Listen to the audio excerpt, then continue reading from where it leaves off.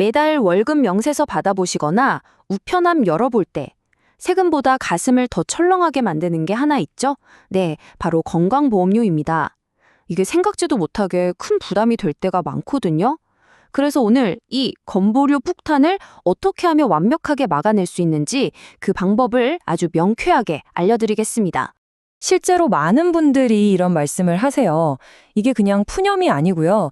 특히 소득이 좀 줄어든 은퇴자 분들이나 월급 말고 다른 수입이 조금이라도 있는 직장인 분들한테는 정말 현실적인 공포일 수 있습니다. 오늘 이 불안감의 정체가 뭔지 우리가 한번 같이 파헤쳐 보죠. 아마 이 영상을 보시는 많은 분들이 나는 뭐 월급만 받으니까 상관없겠지? 아니면 에이, 난 소득 별로 안 많아 라고 생각하실 수도 있어요. 하지만 여러분, 은행 예금 이자나 주식 배당금, 단돈 1원이라도 받고 계시다면요. 오늘 이 이야기는 여러분의 지갑을 지키는 정말 중요한 필살기가 될 겁니다. 자, 그럼 이제 본격적으로 한번 들어가 볼까요? 도대체 왜 건강보험료가 세금보다 무섭다는 말이 나오는 걸까요? 그 이유는요, 산정 방식이 좀 복잡해서 그런데 반대로 말하면 이 구조만 제대로 알면 우리가 충분히 통제할 수 있다는 뜻도 됩니다. 지식이야말로 최고의 방패가 되어줄 거예요. 그리고 이 복잡한 구조의 핵심은 이게 뭐 고소득자한테만 해당되는 그런 얘기가 아니라는 거예요. 예금이나 적금 아니면 주식 투자를 통해서 이자나 배당 소득이 발생하고 있다? 그렇다면 오늘 내용의 주인공은 바로 여러분입니다. 자, 바로 이겁니다. 오늘 설명드릴 내용 중에 가장 중요한 하이라이트라고 할 수 있겠네요. 건강보험료 폭탄을 뻥 하고 터트리는 그 결정적인 스위치, 바로 금융소득 1,000만 원이라는 기준선에 대해서 알아보겠습니다. 다른 건 혹시 잊으시더라도 이 슬라이드에 있는 규칙만큼은 정말 반드시 꼭 기억하셔야 합니다. 금융소득, 그러니까 이자랑 배당소득을 합친 금액이 1년에 1,000만 원을 넘지 않으면요. 건보료 계산할 때 아예 없는 소득 취급을 해줍니다. 영원 처리되는 거죠. 하지만 1,000만 원을 단 1원이라도 넘기는 순간 그 소득 전체가 계산에 포함돼 버립니다. 이 화면을 보시면 그 극적인 차이가 한눈에 딱 들어오실 거예요. 보세요. 금융소득이 정확히 1,000만 원일 때는 건보료 계산에 추가되는 금액이 0원이에요.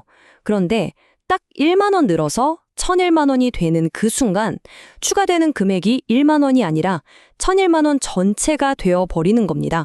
정말 엄청난 차이죠? 그럼 이 1,000만 원 선을 넘었을 때 실제로 돈을 얼마나 더 내게 될까요?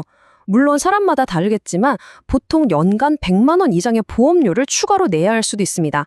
아니 몇만 원 이자 더 받으려다가 100만 원이 넘는 돈이 나가게 되는 그런 어이없는 상황이 생기는 거죠. 자, 그럼 이 무시무시한 1,000만 원 규칙이 가입자 유형에 따라서 어떻게 다르게 적용되는지 한번 살펴볼게요. 직장 가입자, 지역 가입자, 그리고 피부양자. 여러분이 지금 어디에 속해 있는지 잘 한번 생각해 보세요. 먼저 직장 가입자입니다.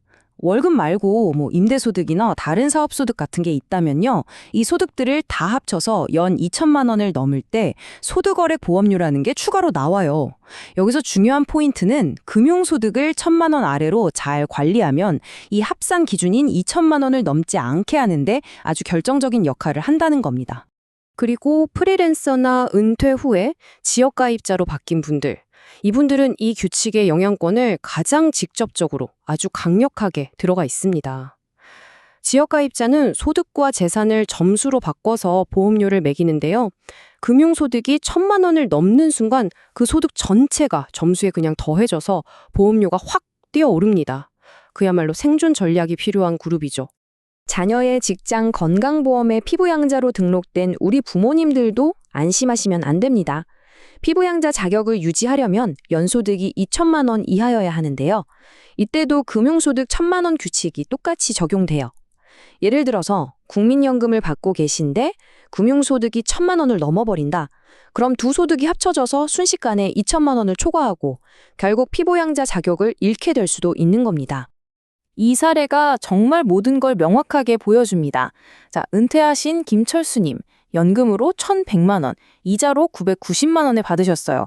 이 경우에 이자 소득은 1,000만 원이 안 되니까 영원 처리되고 건보료는 연금 소득 1,100만 원에 대해서만 부과됩니다. 그런데 금리가 좀 올라서 이자가 1,010만 원이 됐다고 해보죠. 그러자 건보료를 계산하는 소득이 연금 1,100만 원에 이자 1,010만 원 전체가 더해져서 2,110만 원으로 거의 2배가 되어버립니다. 이자 20만 원 더 받으려다 건보료 폭탄을 만난 정말 최악의 상황이 벌어지는 거죠. 자, 그럼 이 무서운 건보료 폭탄 그냥 맞고만 있어야 할까요? 당연히 아니죠. 방법이 있습니다.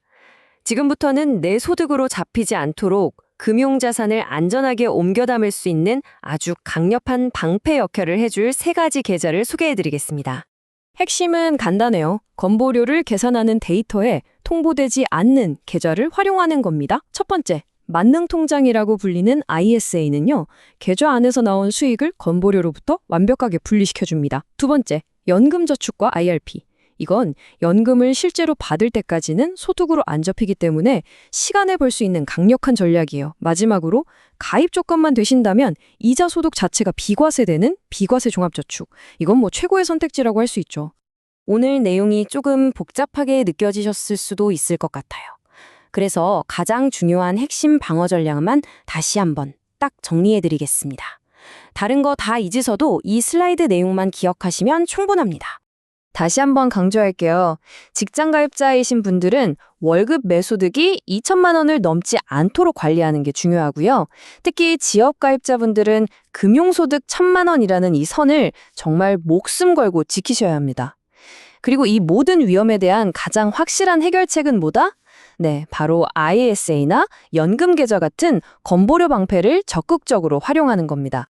오늘 이 설명을 통해서 건강보험료에 대한 막연한 두려움이 명확한 관리 계획으로 바뀌셨기를 바랍니다. 지금 바로 여러분의 금융상품들을 한번 점검해 보세요. 여러분의 소중한 자산, 이 보이지 않는 세금으로부터 과연 안전하게 지켜지고 있습니까?